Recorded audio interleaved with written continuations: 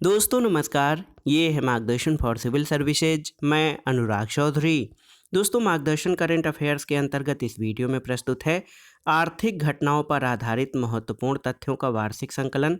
इसमें हम अप्रैल 2022 से अद्यतन संपूर्ण आर्थिक करंट अफेयर्स को कवर करेंगे, जो आपके आगामी परीक्षाओं के लिए बहुत ही उपयोगी हैं। तो आइए शुरू करते हैं आज का वीडियो, आर्थिक घटनाओं पर आधारित महत्वपूर्ण प्रश्नों का करंट अफेयर्स। पहला प्रश्न है दोस्तों, 23 दिसंबर 2022 को अंतर्राष्ट्रीय मुद्रा कोष द्वारा जारी परामर्श रिपोर्ट में चालू वित्तीय वर्ष 2022-23 में भारत की विकास दर अनुमानित कितनी की गई है? तो उत्तर है दोस्तों 6.8%। याद रखिएगा, 23 दिसंबर 2022 को अंतर्राष्ट्रीय मुद्रा कोष यानी IMF द्वारा जारी परामर्श रिपोर्ट में चालू वित्तीय वर्ष 2022-23 में भारत की विकास दर 6.8% अनुमानित है। अगला प्रश्न है दोस्तों, देखिए, centre for economics and business research यानी CEBR द्वारा दिसंबर 2022 में जारी वर्ल्ड इकोनॉमिक लीग टेबल यानी WELT 2023 रिपोर्ट के अनुसार भारत 2022 में WELT में 5वें स्थान से बढ़कर 2037 तक वैश्विक रैंकिंग में किस स्थान पर होगा? तो ये तीसरे स्थान पर होने का अनुमान लगाया गया है भारत के। अगला प्रश्न है, 27 दिसंबर 2022 को एशियाई विकास बैंक यानी ADB ने तमिलनाडु के किन 3 शहरों में जल निकासी और जलापूर्ति प्रणालियों के साथ जलवायु लचीला सीवेज संग्रह और उपचार विकसित करने के लिए भारत सरकार के साथ 125 मिलियन अमेरिकी डॉलर के ऋण समझौते पर हस्ताक्षर किए हैं?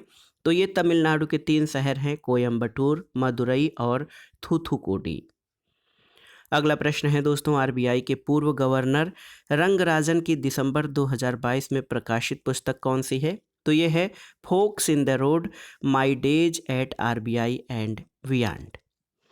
अगला प्रश्न है दोस्तों, चालू वित्तीय वर्ष 2022-23 में प्रधानमंत्री रोजगार सृजन कार्यक्रम योजना के तहत किस राज्य अथवा केंद्र शासित प्रदेश ने सर्वाधिक नौकरियों का सृजन किया है? तो उत्तर है प्रधानमंत्री रोजगार सृजन कार्यक्रम योजना के तहत जम्मू एवं कश्मीर ने दोस्तों सबसे अधिक नौकरियों का सृजन किया है। अगला प्रश्न है, हाल में किस राज्य अथवा केंद्र शासित प्रदेश ने अपने पर्यटन क्षेत्र को उद्योग का दर्जा प्रदान किया है? तो असम ने। असम ने दोस्तों पर्यटन क्षेत्र को उद्योग का दर्जा दिया है। अगला प्रश्न है, राजस्थान की वह योजना जिसे हाल में स्कॉच अवार्ड से सम्मानित किया गया है? तो ये योजना है इंदिरा गांधी मातृत्व पोषण योजना, जिसे हाल में स्कॉच अवार्ड से सम्मानित किया गया है। अगले प्रश्न पर आते हैं, रिजर्व बैंक ऑफ इंडिया ने पहली बार किन देशों के साथ भारतीय रुपए में व्यापार प्रारंभ किया है? तो ये देश हैं रूस और श्रीलंका। दोस्तों RBI ने पहली बार रूस और श्रीलंका के साथ भारतीय रुपए में व्यापार प्रारंभ किया है।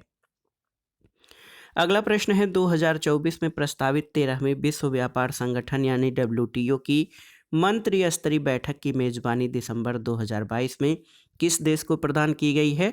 तो ये UAE के द्वारा WTO की मंत्री स्तरीय बैठक की मेजबानी की गई है। अगला प्रश्न है दोस्तों, दिसंबर 2022 में केंद्रीय मंत्री ज्योतिरादित्य सिंधिया द्वारा किस नाम से भारत के पहले ग्रीन स्टील ब्रांड को लॉन्च किया गया है? तो ये है कल्याण फेरेस्टा। कल्याण फेरेस्टा दोस्तों ये भारत का पहला ग्रीन स्टील ब्रांड है। अगला प्रश्न है, दिसंबर 2022 में किस देश की बैंक ने 2 महिलाओं के हस्ताक्षर वाला पहला बैंक नोट छापा है? तो ये अमेरिका ने। दोस्तों याद रखिएगा, दिसंबर 2022 में अमेरिका ने 2 महिलाओं के हस्ताक्षर वाला पहला बैंक नोट छापा है। अगला प्रश्न है, उद्योगों में उच्चतम रोजगार सृजन दर वाले टियर 1 शहरों की सूची में कौन सा शहर जो है शीर्ष स्थान पर है भारत में? तो ये है बंगलुरु। याद रखिएगा दोस्तों, उद्योगों में उच्चतम रोजगार सृजन दर वाले टियर 1 शहरों की सूची में भारत का बंगलुरु शहर शीर्ष पर है। अगला प्रश्न है, दिसंबर 2022 में जारी हुरून ग्लोबल 500 सूची में भारत की कौन सी रैंक है? तो हुरून ग्लोबल 500 सूची में भारत 5वें स्थान पर है। अगला प्रश्न है दोस्तों, स्वसंचालन एयरलाइनों में शीर्ष प्रदर्शन करने के लिए किस एयरलाइन को जीएमआर दिल्ली एयरपोर्ट अवार्ड द्वारा safety performer of the year पुरस्कार से सम्मानित किया गया है? तो ये स्पाइस जेट एयरलाइन को। अगला प्रश्न है, भारतीय मूल की किस महिला को दिसंबर 2022 में न्यूयॉर्क स्थित फेडरल रिजर्व बैंक की प्रथम उपाध्यक्ष के रूप में नियुक्त किया गया है? तो सुष्मिता शुक्ला को। अगला प्रश्न है दोस्तों, 8 दिसंबर 2022 को विश्व बैंक ने भारत के किस शहर में प्रमुख जेंडर टूल किट लॉन्च की है? तो ये चेन्नई में। और आप जान लीजिए कि विश्व बैंक की और चेन्नई शहरी मेट्रोपॉलिटन ट्रांसपोर्ट अथॉरिटी द्वारा चेन्नई में आयोजित इस सत्र में भारत में लिंग उत्तरदायित्व, शहरी गतिशीलता और सार्वजनिक स्थानों को सक्षम करने पर टूल किट लॉन्च किया गया है, जिसका उद्देश्य भारतीय शहरों में सार्वजनिक परिवहन को डिजाइन करने के तरीके पर मार्गदर्शन करना है, जो महिलाओं की यात्रा आवश्यकताओं के लिए अधिक समावेशी है। अगला प्रश्न है, हाल में किसके द्वारा देश का पहला राष्ट्रीय इलेक्ट्रिक फ्रेट प्लेटफॉर्म ई फास्ट इंडिया लॉन्च किया गया है? तो दोस्तों, नीति आयोग के द्वारा भारत का पहला राष्ट्रीय इलेक्ट्रिक फ्रेट प्लेटफॉर्म ई फास्ट इंडिया लॉन्च किया गया है। अगला प्रश्न है, नीति आयोग के एस्पिरेशनल डिस्ट्रिक्टम प्रोग्राम के तहत किस जिले को अक्टूबर माह के लिए देश में शीर्ष स्थान दिया गया है? तो ये केरल के वायनाड जिले को नीति आयोग के एस्पिरेशनल डिस्ट्रिक्ट्स प्रोग्राम में अक्टूबर माह के लिए शीर्ष स्थान दिया गया था।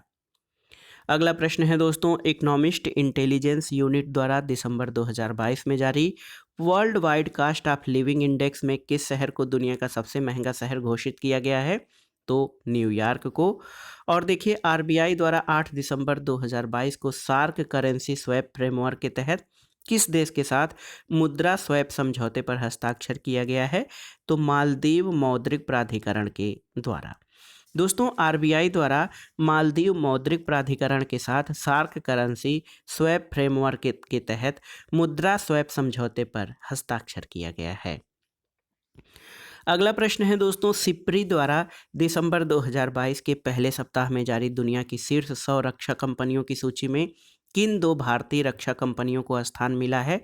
तो ये कंपनियां हैं एचएएल यानी हिंदुस्तान एरोनॉटिक्स लिमिटेड और बीईएल यानी भारत इलेक्ट्रॉनिक्स लिमिटेड। इन दो कंपनियों को दोस्तों दुनिया की शीर्ष 100 रक्षा कंपनियों में स्थान मिला है। अगला प्रश्न है दोस्तों, दिसंबर 2022 में किसके द्वारा भारत का पहला tax saver index fund launch किया गया है? तो आईआईएफएल के द्वारा। और दोस्तों, इस इंडेक्स फंड का नाम IIFLELSS निफ्टी 50 टैक्स सेवर है। अगला प्रश्न है कि दिसंबर 2022 में सेबी की मंजूरी के बाद आईडीएफसी म्यूचुअल फंड का नाम परिवर्तित करके क्या रखा गया है? तो आईडीएफसी म्यूचुअल फंड का नाम बदलकर बंधन म्यूचुअल फंड रखा गया है। अगला प्रश्न है दोस्तों, लंदन में आयोजित ग्लोबल बैंकिंग समिट में भारत सेगमेंट के लिए बैंकर्स ऑफ द ईयर 2022 का अवार्ड किसे दिया गया है? तो ये केनरा बैंक को। और टाटा समूह की किस कंपनी ने नवंबर 2022 में रमेश चौहान की कंपनी बिसलरी यानी पानी खरीदने की घोषणा की है? तो टाटा कंज्यूमर प्रोडक्ट्स लिमिटेड ने दोस्तों बिसलरी को खरीदने की घोषणा की है। अगला प्रश्न है, भारतीय रिजर्व बैंक ने 1 दिसंबर 2022 से देश के किन 4 शहरों में खुदरा डिजिटल रुपए की शुरुआत की है? तो मुंबई, नई दिल्ली, बेंगलुरु और भुवनेश्वर में आरबीआई ने खुदरा डिजिटल रुपए की शुरुआत की है। अगला प्रश्न है, वर्ष 2022 में चीन और अमेरिका के बाद कौन सा देश भारत का तीसरा सबसे बड़ा व्यापारिक भागीदार देश बना है? तो ये है संयुक्त अरब अमीरात यानी यूएई। और देखिए, भारत सरकार का वह केंद्रीय मंत्रालय जो शीघ्र ही बुनियादी ढांचे को बढ़ावा देने के लिए भारत का पहला जमानत बांड बीमा उत्पाद यानी सर्टरी बांड्स इंश्योरेंस प्रोडक्ट लॉन्च करने जा रहा है। तो ये सड़क परिवहन और राजमार्ग मंत्रालय। अगला प्रश्न है दोस्तों, दिसंबर 2022 में कौन सा पेमेंट गेटवे यूपीआई पर क्रेडिट कार्ड को सपोर्ट करने वाला भारत का पहला पेमेंट गेटवे बन गया है? तो ये है रेजर पे। और दोस्तों, नवंबर 2022 में प्रदत्त व्यापार उत्कृष्टता पुरस्कार 2022 में किस प्लेटफॉर्म ने सर्वश्रेष्ठ प्रौद्योगिकी पहल पुरस्कार जीता है? तो ये मंथन ने। और भारतीय स्टेट बैंक के बोर्ड ने 29 नवंबर 2022 को 2022-23 के दौरान इंफ्रास्ट्रक्चर बांड जारी करके कितने करोड़ रुपए जुटाने के प्रस्ताव को मंजूरी दी है? तो 10,000 करोड़ रुपए। अगला प्रश्न दोस्तों, रिलायंस इंडस्ट्रीज लिमिटेड यानी आरआईएल ने किस राज्य में भारत का पहला मल्टी मॉडल लॉजिस्टिक पार्क विकसित करने की घोषणा की है? तो तमिलनाडु में।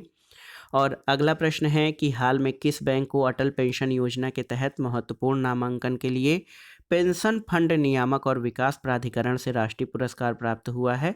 तो कर्नाटक विकास ग्रामीण बैंक को।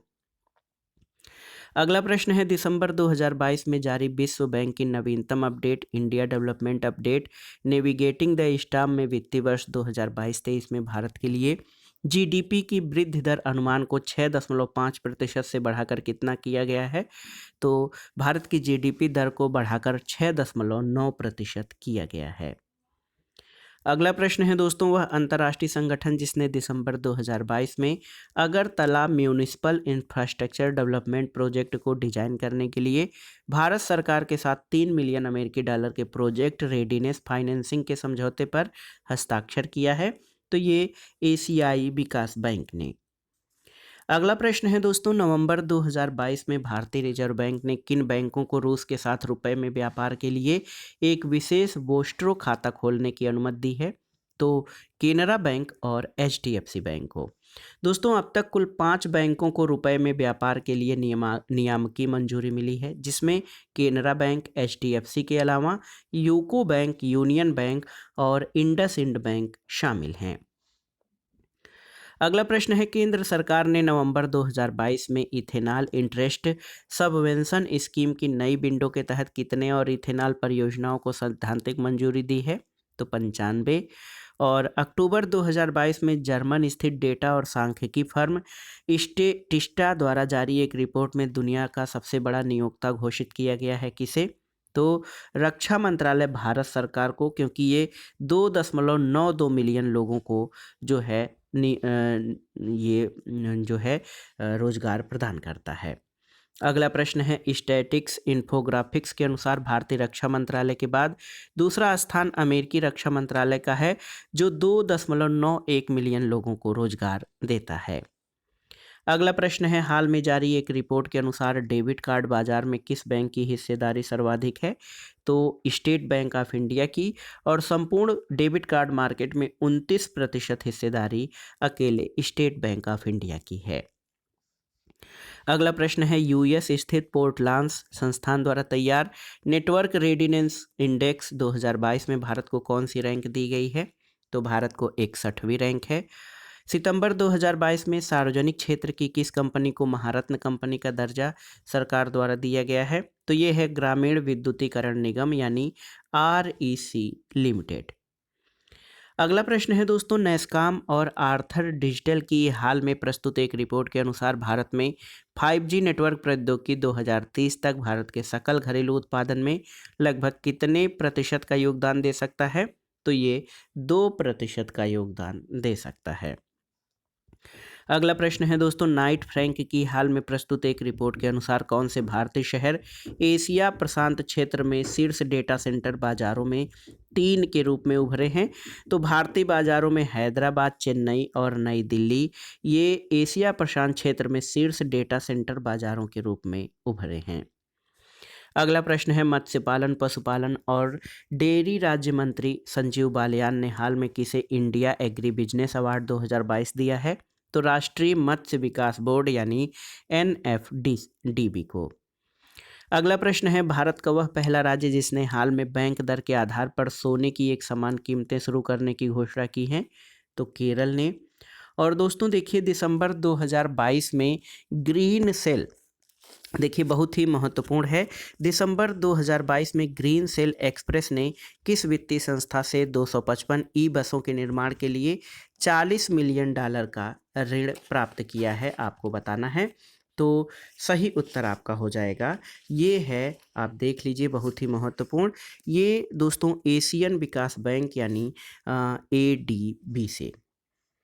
अगला प्रश्न है, आप देखिए बहुत ही महत्वपूर्ण प्रश्न है आपका, ये प्रश्न बहुत ही महत्वपूर्ण है कि भारत की वह कंपनी जिसे हाल में मंगोलिया में उसकी पहली ग्रीन फील्ड तेल रिफाइनरी बनाने का ठेका मिला है, तो ये है Megha engineering and infrastructure limited. October 2022 में इराक को पिछाड़कर कौन भारत का सबसे बड़ा तेल आपूर्तिकर्ता देश बना है? तो ये रूस है। भारत और ऑस्ट्रेलिया के बीच मुक्त व्यापार समझौता कब से लागू हुआ है? तो याद रखिएगा, भारत ऑस्ट्रेलिया के बीच फ्री ट्रेड एग्रीमेंट 29 दिसंबर 2022 से लागू हुआ है। फोर्ब्स पत्रिका द्वारा हाल में जारी वर्ल्ड एम्प्लॉयर रैंकिंग 2022 के अनुसार कौन सी निजी क्षेत्र की कंपनी भारत की सर्वश्रेष्ठ नियोक्ता बनी है? तो ये है रिलायंस इंडस्ट्रीज दोस्तों। ये निजी क्षेत्र में सर्वाधिक रोजगार देती है। अगला प्रश्न है, हाल में किस कंपनी ने देश की पहली इलेक्ट्रिक हैचबैक कार लॉन्च की है? तो टाटा मोटर्स ने। और देखिए, हाल में किस बैंक ने अपनी तरह की पहली सैटेलाइट इंडेक्स आधारित कृषि उपज बीमा पॉलिसी लॉन्च की है? तो HDFC एग्रो ने। अगला प्रश्न है, भारतीय रिजर्व बैंक द्वारा 1 नवंबर 2022 से लागू सेंट्रल बैंक डिजिटल करेंसी में हिस्सा लेने के लिए कितने बैंकों को चुना गया है? तो ये 9 बैंकों को। और अगला प्रश्न है दोस्तों, हाल में केंद्र सरकार ने किस राज्य के रंजनगांव में राज्य के पहले इलेक्ट्रॉनिक विनिर्माण क्लस्टर को मंजूरी दी है? तो महाराष्ट्र में। अगला प्रश्न है दोस्तों, भारतीय कृषि अनुसंधान केंद्र द्वारा हाल में विकसित पूसा नरेंद्र काला नमक 1638 और पूसा नरेंद्र काला नमक 1652 किस फसल की नई किस्में हैं? तो ये चावल की नई किस्में हैं। अगला प्रश्न है, HDFC सिक्योरिटीज द्वारा अक्टूबर 2022 में भारत में प्रथम महिला डिजिटल केंद्र कहाँ खोला गया है? तो याद रखिएगा, भारत में प्रथम महिला डिजिटल केंद्र बंगलुरु कर्नाटक में खोला गया है। अगला प्रश्न है, 20 अक्टूबर 2022 को फोन पे भारत में अपने पहले ग्रीन डेटा सेंटर की शुरुआत कहाँ पर की है? तो याद रखिएगा, फोन पे इन्होंने अपने पहले ग्रीन डेटा सेंटर की शुरुआत मुंबई में की है। अगला प्रश्न, भारत का वह पड़ोसी देश जिसे 11 नवंबर 2022 को अंतर्राष्ट्रीय मुद्रा कोष द्वारा जारी आर्थिक संकट से निपटने के लिए $4.5 बिलियन का ऋण देने की घोषणा की गई है? तो बांग्लादेश। दोस्तों, बांग्लादेश को अंतर्राष्ट्रीय मुद्रा कोष द्वारा आर्थिक संकट से निपटने के लिए $4.5 बिलियन का ऋण देने की घोषणा की गई है। अगला प्रश्न है, वैश्विक निवेश बैंक मॉर्गन स्टैनली ने हाल में जारी एक रिपोर्ट में भारत को कब तक विश्व की तीसरी सबसे बड़ी अर्थव्यवस्था बनने का अनुमान व्यक्त किया है? तो ये है 2030 तक। अगला प्रश्न है दोस्तों, नवंबर 2022 में किस बैंक ने माइक्रो स्मॉल मीडियम इंटरप्राइजेज यानी MSME के लिए मर्चेंट वन अकाउंट लॉन्च किया है? तो कोटक महिंद्रा बैंक ने। और हाल में डाबर इंडिया ने किस मसाले में 51% हिस्सेदारी खरीदी है? तो बादशाह मसाला में। रिलायंस जियो के चेयरमैन आकाश अंबानी ने 22 अक्टूबर 2022 को कहां से मोबाइल की 5G सेवा को लॉन्च किया? तो दोस्तों, श्रीनाथ जी मंदिर, राजसमंद, राजस्थान से। अगला प्रश्न है, हाल में financial action task force FATF ने जहां पाकिस्तान को ग्रे लिस्ट से बाहर कर दिया, वहीं किस अन्य भारत के पड़ोसी देश को ब्लैक लिस्ट में डाल दिया है? तो म्यांमार को। और अगला प्रश्न है दोस्तों, वैश्विक उत्पादन में 41% योगदान के साथ हाल में कौन सा देश दुनिया का सबसे बड़ा बाजरा उत्पादक देश बना है? तो ये भारत है। नवंबर 2022 में विश्व इस्पात संघ द्वारा जारी रिपोर्ट के अनुसार जापान को पीछे छोड़ते हुए कौन सा देश विश्व का दूसरा सबसे अधिक इस्पात उत्पादक देश बना है? तो ये भारत है। और दिल्ली के प्रगति मैदान में 14 से 27 नवंबर 2022 तक आयोजित 41वें अंतर्राष्ट्रीय व्यापार मेले की इस वर्ष की थीम क्या थी? तो ये था vocal for local, local to global. अगला प्रश्न है दोस्तों, हाल में $1 ट्रिलियन का नुकसान उठाने वाली दुनिया की पहली सार्वजनिक सूचीबद्ध कंपनी कौन बनी है? तो याद रखिएगा, अमेजान। अमेजान $1 ट्रिलियन का नुकसान उठाने वाली दुनिया की पहली सार्वजनिक सूचीबद्ध कंपनी बनी है। अगला प्रश्न है, US न्यूज एडवर्ड रिपोर्ट द्वारा नवंबर 2022 में जारी विश्व के सबसे सस्ते विनिर्माण लागत वाले दुनिया के 85 देशों की सूची में भारत को 37 के स्कोर के साथ कौन सी रैंक दी गई है? तो 31वीं रैंक दी गई है विश्व के सबसे सस्ते विनिर्माण लागत वाले देशों में। अगला प्रश्न है, हाल में केंद्र सरकार द्वारा 2022-23 में कितने मीट्रिक टन चीनी के निर्यात की अनुमति दी गई है? तो 60 लाख मीट्रिक टन। और हाल में किस कंपनी ने भारत का पहला रिस्पॉन्सिबल स्टील सर्टिफिकेट प्राप्त किया है? तो ये है टाटा स्टील जमशेदपुर झारखंड ने। अगला प्रश्न है दोस्तों, नवंबर 2022 में किस भारतीय कंपनी ने 24वें विश्व संचार पुरस्कार में क्लाउड नेटिव अवार्ड जीता है? तो ये रिलायंस जियो ने। और सितंबर 2022 में प्रतिष्ठित टाइम मैगजीन द्वारा जारी 100 वैश्विक उभरते सितारों की सूची में शामिल एकमात्र भारतीय कौन है? तो ये हैं आकाश अंबानी। दोस्तों, रिलायंस समूह के अध्यक्ष मुकेश अंबानी के पुत्र आकाश अंबानी को जून 2022 में दूरसंचार कंपनी जियो का अध्यक्ष बनाया गया था। तो दोस्तों, ये था आज का वीडियो, आर्थिक घटनाओं पर आधारित करंट अफेयर्स के महत्वपूर्ण प्रश्नों का संकलन। इसमें हमने अप्रैल 2022 से अद्यतन सभी महत्वपूर्ण आर्थिक घटनाओं को कवर किया और ये वीडियो आर्थिक करंट अफेयर्स का पहला भाग था। इसका अगला भाग हम अगले वीडियो में प्रस्तुत करेंगे। वीडियो आपको कैसा लगा हमें कमेंट बॉक्स में ज़रूर बताइएगा। वीडियो को लाइक करें, शेयर करें और इस चैनल मार्गदर्शन फॉर सिविल सर्विसेज को सब्सक्राइब करें। वीडियो देखने के लिए धन्यवाद दोस्तों। नमस्कार।